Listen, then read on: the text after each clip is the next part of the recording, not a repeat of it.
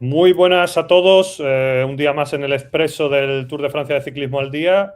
Hoy para analizar pues un etapón, el segundo etapón y prácticamente último de la Grande Par de Cataluña, más bien Barcelona, ¿no? Barcelona 2026, aunque bueno, es cierto que eh, la etapa de ayer salió de Tarragona, la del domingo, la de hoy lunes, que es cuando estamos grabando este vídeo, sale de Granollers, pero digamos que ya acaba en Francia. Tradicionalmente sabéis que las grandes par últimamente tienen como 3 etapas fuera del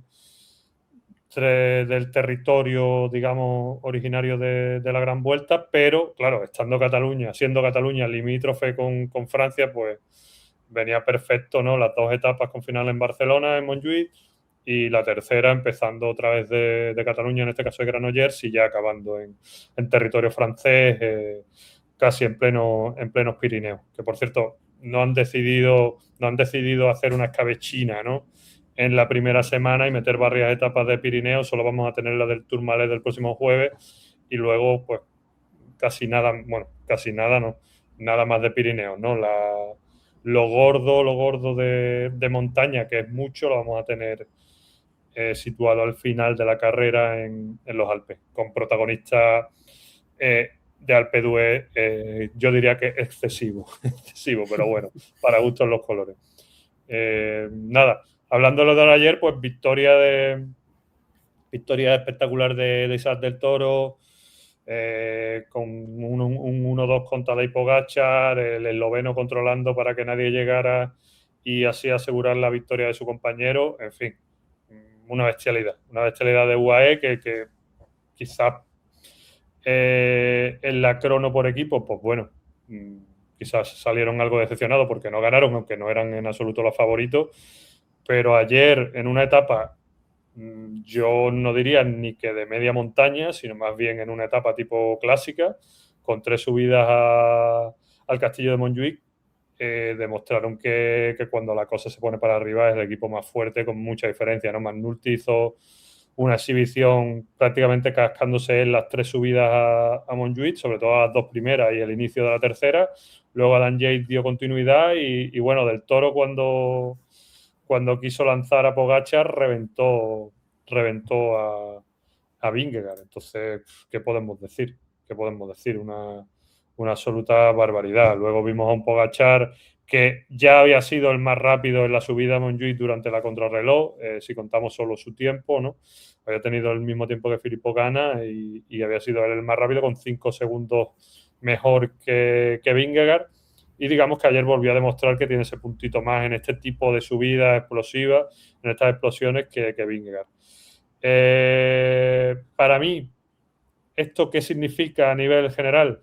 Creo que es muy mala noticia para Jonas Vingegaard que a las primeras de cambio ya se vea que Pogačar ese punch lo tiene todavía intacto con ventaja con respecto a él.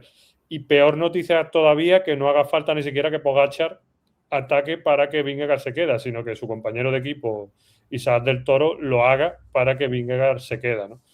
Esto lo hemos visto siempre históricamente al revés. Un par de ocasiones en los Tours de 2022 y 2023. En 2022 fueron Roglic y Van Aert y en 2023 Van Aert los que eran capaces de dejar a Pogačar y hacerle el trabajo más fácil a Vingegaard. Ahora lo hemos visto al revés con Del Toro. La pregunta que me hago yo aquí hoy es, por, un, por una serie de circunstancias, ¿podría aspirar Isaac Del Toro a ganar el Tour de Francia? Creo que no, ¿no? Que Pogačar es tan superior que creo que no. Lo que sí deja esto es, a día de hoy, yo hice un artículo en Ciclismo al Día antes de la carrera en el que daba las claves para que Vingegaard pudiera ganarle el Tour a Pogačar. 2 claves tenían que ver con las cronos. La primera se cumplió, ¿no? Que Vingegaard cogiera una ventaja en la crono por equipo gracias a la mayor fortaleza de Visma y le sacara un tiempo a Pogačar. La segunda de primera no se ha cumplido, que es que Vingegaard evidentemente aguante a Pogačar en alta montaña, ¿no? Me resulta un poco preocupante pensando en las opciones del danés en poder lucharle el Tour al esloveno que en una etapa así se le vaya. ¿Preocupante del todo? ¿Podemos buscarle excusa a Vingegaard? Sí. Pogačar viene de una aproximación más cercana al Tour, habiendo corrido en Suiza hace menos tiempo. Lo mismo del Toro, que el Toro viene como una absoluta moto después de haber reventado a todos sus rivales en Dauphiné. Y Vingegaard no ha corrido absolutamente nada desde un Giro de Italia que lo corrió con una pierna. Entonces, que Vingegaard pueda venir un poquito, digamos, a coger la forma en el Tour, sobre todo porque también creo que no habrá hecho una... No se habrá matado a entrenar, porque claro, tienen más kilómetros en las piernas esta temporada, no se ha debido matar y quizás llegue un poquito. Lo que ocurre es que el jueves tenemos el Tourmalet. En el Tourmalet, en fin, es la primera etapa de montaña. Yo creo que es una etapa importante, importantísima, para que este análisis que estamos haciendo hoy sobre una mini clásica como era la subida a Montjuïc no se convierta en una realidad, ¿no? Que Del Toro está hecho una bestia parda y que puede luchar, eso ya lo sabíamos, por el podium y quizás por algo más. Cuando hablo de algo más, sobre todo hablo de arrebatarle la segunda plaza a Vingegaard. Veremos, queda muchísimo para eso. Solo hablamos por lo que vemos en la carretera y lo primero que hemos visto en la carretera es a un Del Toro superior a Vingegaard y nada, y a un Pogačar evidentemente bestial, imperial, parándose y dejando ganar a su compañero. ¿Qué te parece a ti todo esto, Jorge? Muy buenas. Sí, justo, o sea, yo creo que la imagen que quedó de la victoria del Toro es que es la superioridad de Vingegaard es tremenda, en el sentido de que, sí, bueno, viendo la imagen, o sea, no es que Isaac del Toro fuese fugado y que Pogačar pues atacando pudiese haberle ganado y le regala la victoria, ¿no? Con los favoritos y quedan por detrás Renko y Vingegaard, que son los otros dos favoritos al podio. O sea, que Isaac del Toro con un ataque sea capaz de descolgar a los dos supuestos rivales de Pogačar deja una imagen bastante, a ver, no preocupante porque, como has dicho, o sea, es el principio, es una etapa formato clásica, tampoco es que sea una jornada de alta montaña con puertos encadenados en las que Isaac del Toro haya conseguido descolgar a Vingegaard, que es la especialidad del danés. Pero sí que es un rendimiento que, aunque ya todos sabíamos que Del Toro iba a ser uno de los corredores clave de este Tour, yo no me esperaba que ganase esta etapa con esa superioridad y que Pogačar se diese el lujo de mirar hacia atrás y no es que viniesen, bueno, viene Raúl García a pierna y Tobias Johannessen a pelear la victoria. Yo me miro un poco para atrás y te aviso si te pueden superar o no. No, es que, como he dicho, eran Renko y Vingegaard. O sea, es un dominio que obviamente mina un poco bastante la moral de cara a las siguientes etapas. Como has dicho, la del Tourmalet será importante en este aspecto. Yo creo que este regalo de Pogačar también viene para que luego Isaac del Toro se desfonde para la alta montaña. Porque pasó en la contrarreloj que, o sea, Del Toro acabó muy cerca de Pogačar en la contrarreloj. Acabar tan cerca de Pogačar significa que no lo has dado absolutamente todo y te has vaciado para que Pogačar pueda ganar. O sea, yo creo que Del Toro no corre como un gregario como puede correr Campenaerts en Visma o McNulty en el propio UAE. Entonces yo creo que esta victoria que le regala Pogačar es, además de regalo, yo creo que una especie de aviso para decirle, mira, yo te dejo esto, pero luego tienes que correr para mí sí o sí en la montaña, tienes que desfondarte todo, no tienes que pensar en, bueno, puedo luchar por el podio o por el segundo puesto de la general. O sea, él tiene que, sin ir más lejos, como en la Milán-San Remo, que ganó Pogačar. Isaac del Toro le lanzó en Cipresa y luego él quedó pues 110 o algo así en meta. Pues algo así tiene que ser su trabajo para él, sobre todo para empezar a encarrilar pronto el Tour de Francia, porque, como has dicho, a Vingegaard quizás le cuesta un poco más entrar en competición que a estos dos, porque vienen, como has dicho, de Vuelta a Suiza y de Dauphiné. Entonces, si a Vingegaard yo creo que la oportunidad de Vingegaard es conseguir que haya Tour hasta la tercera semana y a partir de ahí, pues ya intentar destrozar a Pogačar en la alta montaña. Pero en la primera semana es donde tienen que aprovechar, esa etapa del Tourmalet tiene que ser importante para quitarse muchos rivales. Ojo también a Renko, que en el Tour de Francia del año pasado acabó abandonando en la etapa del Tourmalet justo. Y este año se jugará mucho entre él y Lipovic. ¿Que Isaac del Toro pueda ganar el Tour de Francia? Bueno, a ver, como has dicho, pues no creo. No creo porque Pogačar te lanza un ataque en cualquiera subida y solo Vingegaard puede intentar igualarle. O sea, no me refiero que vaya a atacar a Del Toro, sino que Del Toro sea capaz de aguantar el ritmo de Pogačar. Puede pasar, o sea, puede ganar el Tour de Francia en el sentido de que pase algo como le pasó a Sepp Kuss en la Vuelta a España de hace 2-3 años. Que por cualquier cosa Del Toro se meta en una fuga, no sé, o sea, que Del Toro pierda tiempo un día y luego se meta en una fuga, pues rollo Sepp Kuss, y que ya pues consiga aguantar y aguantar, por lo mismo, y que Pogačar decida regalársela, que tampoco creería, o sea, yo no creo que Del Toro quisiera, a ver, supongo que quiere, pero no creo que si tiene a Pogačar a 10 segundos le digan en el equipo, oye, que ganes tú el Tour de Francia y Pogačar se quede a uno del récord. Pues no. Pero bueno, como está claro que todo puede pasar, que Pogačar se pueda caer y Del Toro puede ser el líder perfectamente si eso pasa. Si ese escenario ocurre, yo creo que sí que Del Toro puede estar para pelear el Tour de Francia. Pero mientras esté Pogačar, él va a seguir siendo gregario y eso no va a cambiar.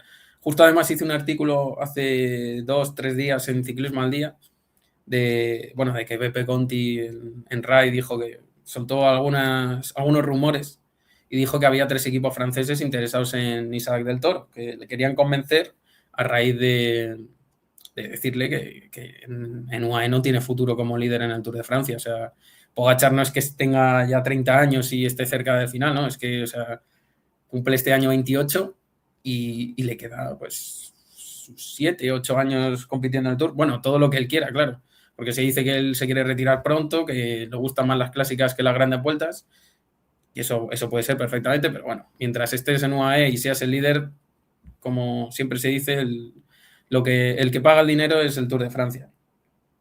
Entonces, nivel va a tener seguro, 100%. O sea, yo creo que entre Paul Seixas e Isaac del Toro va a estar el dominio del futuro en el Tour de Francia. Pero está claro que mientras se quede en UAE, esa posibilidad yo creo que va a estar va a ser muy pequeña. En fin, bueno, yo estaba hablando de los BPP County, yo la verdad que creo que es un tiro al aire del colega, porque vamos, esas últimas ristras de rumores que pasó en general no tenían demasiado sentido. En fin, vamos a terminar hablando de un poquito de Movistar Team y de Kian Uijtdebroek. Tras el descalabro de la contrarreloj, pues el bueno de Kian, digamos que recuperó algo de sensaciones, aunque volvió a no estar al nivel del resto de favoritos y volvió a dejarse casi medio minuto, ¿no? Digamos que quedó entre el grupo de favoritos que perdieron, el grupo de Ayuso, ¿no? Desde Vingegaard a Ayuso, digamos que Seixas, Pidcock, Van Aert pierden 3 segundos, luego hay un grupito con Lipovic, bueno, principalmente Lipovic y Carapaz, que pierde 7, Lipovic pierde 10, un tío más diésel, como podría ser el propio Uijtdebroek, que pierde 27. Evidentemente el belga no ha comenzado bien el Tour de Francia. No es un tipo de subida que se le dé bien, pero claro, una cosa es que no se te dé bien y otra cosa es que pierdas en nada 27 segundos, ¿no? Cuando los que han atacado han sido gregarios. Yo entiendo que si hubiera atacado Pogačar en el final de Montjuïc, se te hubiera ido ese tiempo. Pero cuando el ritmo en Montjuïc lo puso Dan Yates y digamos que todo el mundo fue en cadena, después cuando se rompió todo fue en la bajada, como explicó Juan Ayuso. Juan Ayuso explicó que se fueron por delante del Toro. Cuando del Toro ataca, digamos, en la bajada, se va con Pogačar y con Vingegaard. Vingegaard le sigue y Pogačar. Y Evenepoel forma ahí un corte que solo el propio Evenepoel es capaz de cortar precisamente luego. Digamos que el resto no se ve demasiado beneficiado y Evenepoel consigue coger los segundos de la bonificación de la tercera plaza, ¿no? En fin, la cosa es que el bueno de Kian, pues bueno, tiene mucho que mejorar. La general ha perdido ya más de 2 minutos y pico. Pues complicado, ¿no? Más de 2 minutos y pico estamos hablando con Vingegaard. Si estamos hablando con el top 10, que es su que su objetivo pues tiene más de minuto perdido, ¿no? Entonces, pues veremos lo que ocurre. Veremos cómo está en el Tourmalet, creo que va a ser clave, es un esfuerzo que a él le viene muchísimo mejor y es donde vamos a ver de verdad el Kian que bueno, del que podemos esperar, pero nadie quita que por su responsabilidad, tanto en la Krona como en esta segunda subidita a Montjuïc, pues se ha dejado mucho más tiempo del esperado, quizás 45 segundos más de lo deseable, ¿no? Así que nada, si quieres hacer un pequeño apunte de Movistar y cerramos, Jorge. Sí, a ver, yo estoy de acuerdo en que, a ver, es un inicio decepcionante por su parte, sobre todo la contrarreloj, porque se quedó demasiado pronto. Él mismo ha dicho que es un ciclista al que le falta mucho punch, que lo tiene que seguir entrenando, o sea, es muy joven, todavía puede crecer en ese aspecto, pero por por romper una lanza en su favor, o sea, yo creo que es verdad que no es un especialista contra reloj y que la etapa 2 ha sido una carrera formato clásica explosiva, o sea, dos escenarios que no le vienen nada bien. Como bien dices, o sea, yo creo que ya el examen de verdad va a ser la etapa del Tourmalet. Se supone que es un ciclista más diésel, más de fondo, más de aguantar y es así como tiene que luchar por el top 10. Pero claro, es un minuto ya que pierdes respecto al top 10. Es lo que hablamos en la previa. O sea, hay muchos ciclistas candidatos a ese top 10 y dejarte tiempo desde el principio no es lo ideal. Pero como digo, no creo que todavía sea momento para llevarse las manos a la cabeza con su rendimiento. No se le han adaptado nada bien estas dos primeras etapas y yo creo que Movistar lo sabe. O sea, tampoco hay que desconfiar tanto. O sea, tiene además buenos gregarios para la montaña, tiene buenos ciclistas que le pueden acompañar y como se ha visto, el objetivo es ese. O sea, no creo que Movistar se empiece ya a pensar en fugas y meter a Raúl García Pierna, en meter a Javi Romo, a quien sea, a Cepeda. Yo creo que todos van a estar trabajando para la primera semana y ya a raíz de eso, pues, si se da el caso de que se empieza a descolgar y a descolgar, porque al final es su primer Tour de Francia, o sea, es la primera toma de contacto. Que es verdad que es el líder y tiene que rendir, pero que puede pasar perfectamente. O sea, esto no es matemático. Si se descuelga, pues ya supongo que a partir de ahí Movistar afrontará el Tour con otra estrategia. Pero lo que ha dejado claro desde la contrarreloj inaugural, sacrificando un buen resultado por recuperarle, es que solo están pensando en él y estará bien arropado en las etapas de montaña. Por terminar de decir lo mismo, habrá que esperar a la etapa del Tourmalet y que a raíz de eso se sacarán las verdaderas conclusiones sobre su nivel, sobre su rendimiento y sobre si podrás estar en el estado de forma ideal para competir por la general. Pues sí, veremos, queda mucho. Yo solo por precisar, yo espero que el Movistar no, desde el principio, más allá de que él esté bien, no use casi ningún recurso en ayudarle. Creo que Movistar tiene que usar casi todos los recursos que tiene disponibles más allá de él en intentar cazar una etapa. Pero bueno, veremos. Queda todo el Tour de Francia por delante. Sabemos que al principio va a ser muy complicado ganar, pero que seguro que va a haber bastantes oportunidades, sobre todo en media montaña, de, digamos, que los hombres como Castrillo, como Romo, como García Pierna y compañía, pues puedan cazar algo. En fin, seguimos hablando. Chao, gracias. Hasta luego.